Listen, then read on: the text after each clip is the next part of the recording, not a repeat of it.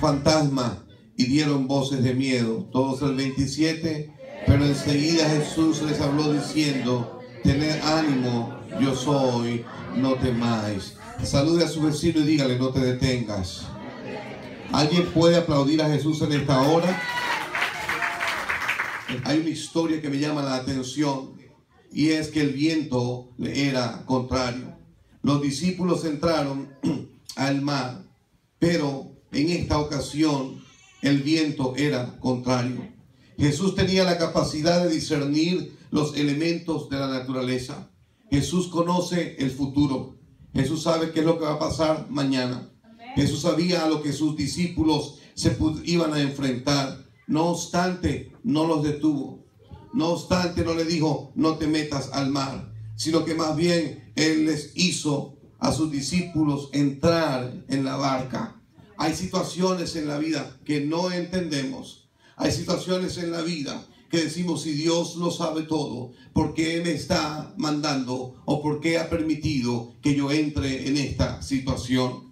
Pero Jesucristo, que lo sabe todo, Él tenía la capacidad de discernir los elementos de la naturaleza. ¿Por qué? Porque Él fue el que dijo: sea la luz, y fue la luz. Él fue el que dio orden y diseño. En el principio creó Dios los cielos y la tierra. Esa tierra que creó, ese mar que Él creó, estaba todavía sujeto a su orden y a su palabra. Y Él tenía la capacidad de discernir qué era lo que iba a pasar a futuro. Pero aún así envió a sus hijos, a sus discípulos en esa barca, donde Él sabía que pasarían aflicción.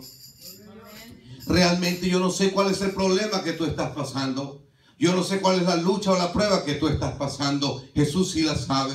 Tampoco consiste en ponernos a discutir por qué Dios lo permite. Ahí la palabra de Dios nos dice en el verso 25 y 26, nos continúa la historia, que la cuarta vigilia de la noche es cuando Jesús se aparece. ¿Cuánto tiempo ha pasado? ¿Cuánta lucha han tenido? ¿Cuánta dificultad han tenido que enfrentar para no morir anegados? Pero Jesús, sabiendo que eso iba a ocurrir, los mandó a navegar. Pero hay un detalle que me llama la atención, que cuando ellos están en esa cuarta vigilia de la noche, dice el verso 25, que ellos vieron a la cuarta vigilia de la noche, Jesús vino a ellos andando sobre el mar. Verso 26, y los discípulos, viéndole andar sobre el mar, se turbaron diciendo: un fantasma.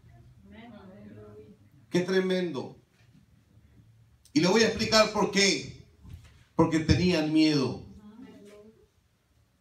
El miedo es la primera reacción que tiene el ser humano frente a la adversidad. El miedo te puede hacer percibir cosas grandes que no lo son. El miedo te puede hacer percibir problemas donde no los hay.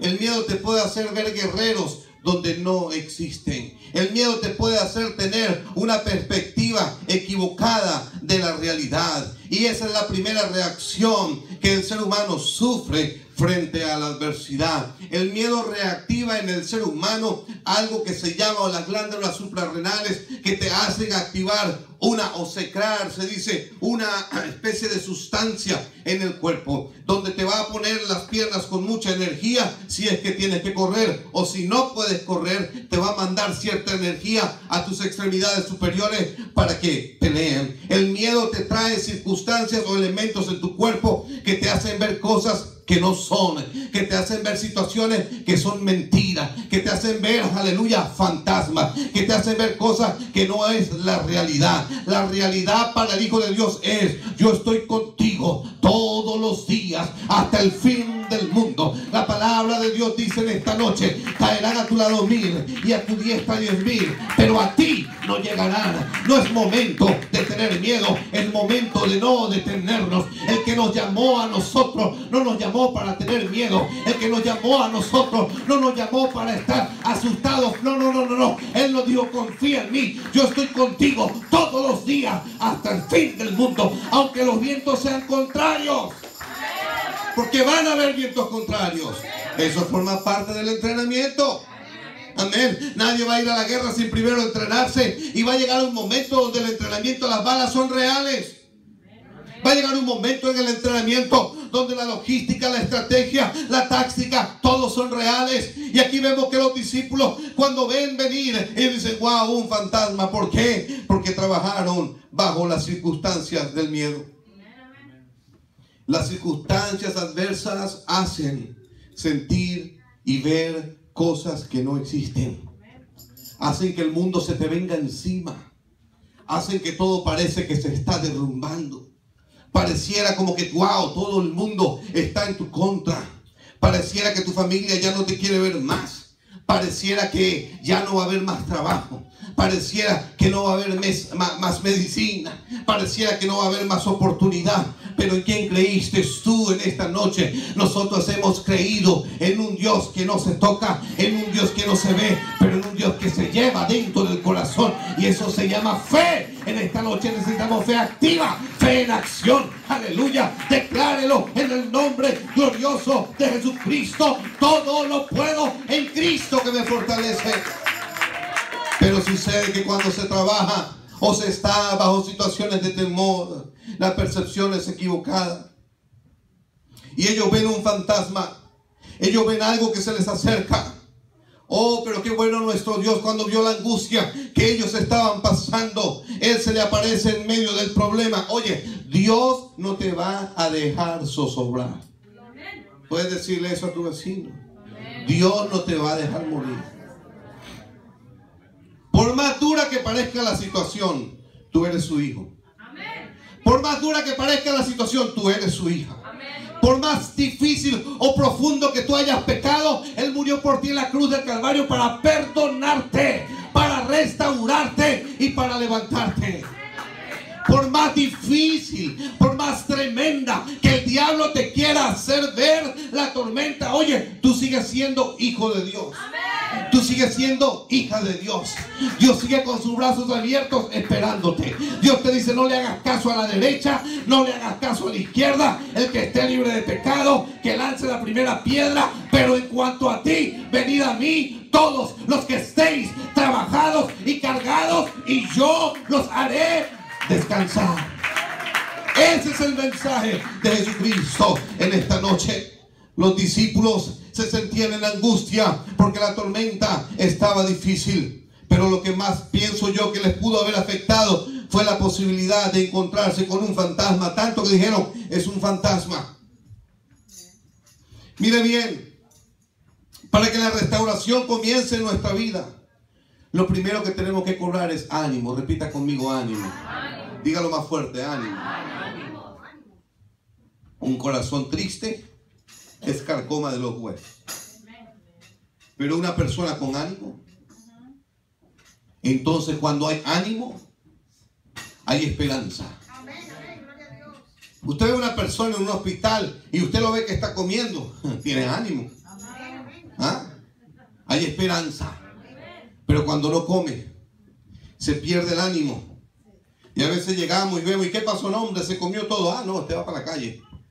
Pero cuando no está comiendo, por eso es importante que nos llenemos de la palabra de vida, de la palabra de Jesucristo. La palabra de Jesucristo es vida, lámpara a mis pies tu palabra y lumbrera a mi camino. Si estoy perdido, la palabra de Dios me va a llevar al camino. Si estoy sin fuerza, la palabra de Dios me va a dar fuerza, me va a dar ánimo y me va a dar esperanza. Aleluya. ¿Sabes por qué? Porque si usted tiene ánimo, cuando el apóstol Pablo pasó por una grande tormenta y todos estos presos pensaron que todo se iba a acabar, él le dijo: cobrad ánimo, tened buen ánimo, el Espíritu de Jehová ha estado conmigo y me ha dicho que no pereceréis. En esta noche es igual: cobre ánimo, el Espíritu de Jehová está con nosotros y nos ha dicho: soy más que vencedor por medio de aquel que nos amó. No por nosotros, es por medio de Jesucristo. El ánimo no es por mí, el ánimo no es por usted, el ánimo es por quien nos escogió. Yo no sé por qué Dios me escogió a mí. Usted lo sabe, pero a mí no me escogió por bueno. Al apóstol Pablo, que antes se llamaba Saulo, no lo escogió por bueno. Moisés no fue escogido por bueno. Moisés fue un asesino. David tenía el corazón conforme al corazón de Dios, pero era tremendo también. Yo no sé con qué característica él escogió Josué cuando fue a invadir a Rahab la ramera. Y está en Hebreos capítulo 11. A ver, para los que son muy santos, ¿por qué Dios escogió a los que no servían? Para avergonzar a los que creen que sirven. Este evangelio no es del que cree que sirve. Este evangelio no es del que cree que está por encima de, no. Este evangelio es para el que sabe que no vale nada. Yo no soy nada, pero Jesucristo me levantó del muladar, me ha sentado, aleluya, en lugares donde nadie me daría la oportunidad. Ese es el evangelio que yo predico, el evangelio que restaura, el evangelio que levanta, el evangelio que da poder, el evangelio que da autoridad. Se llama el nombre poderoso de Jesucristo. Dios no nos ha escogido a ninguno de nosotros porque teníamos buenos credenciales. Dios nos escogió porque no servíamos. Y está avergonzando al mundo. Cuando me ve pasar a mí, dice, ahí va ese que no servía para nada. Y hay algunos que piensan que todavía no sirvo y hace muy bien. Amén, porque mientras usted piensa que yo no sirvo, es cuando Dios se glorifica. Amén, los que estudiaron conmigo en la escuela, o los que estudiaron con usted en la escuela, los que lo conocieron en su trabajo, los que lo conocieron en todo lo que usted hacía antes de conocer a Cristo, las botellas de licor que usted se consumía, la marihuana que se fumaba, o todo aquello que hace el hombre sin conocer a Dios, la mujer sin conocer a Dios. Pero él llegó a donde Rahab la ramera. Me imagino a los judíos bravos, porque si se pusieron molestos porque Moisés se casó con una morena, con una cusita. ¿Se acuerdan? Bravos porque se había casado con una cusita y se le revelaron a Aarón y María, sus propios hermanos. ¿Qué será ahora si va a la casa de la ramera? Hermanos, tengamos cuidado, porque esa persona que nosotros vemos con menos credenciales es la que Dios anhela levantar.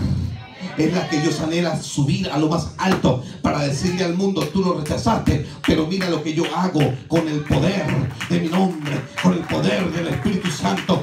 Que no te avergüence tu pasado, que no te avergüence, no. Si el poder de Jesucristo va en ti, no te preocupes lo que está pasando. Dios está contigo y Dios te llamó no para que mires a los lados. Dios no me llamó para detenerme en los problemas. Dios no me llamó para detenerme en los chismes. Dios no me llamó para hacerle caso a publicidades ociosas. Dios no me llamó para hacerle caso a publicidades levantadas y armadas a través de los diferentes medios sociales. Dios no me llamó para hacerle caso a los mensajes de textos cochinos que la gente manda, ni a lo que inventa. ¿Sabe a qué Dios me llamó? Bautiza en el nombre glorioso de Jesucristo. No te detengas, da estudios bíblicos, ora, ayuna y gana uno más para Cristo.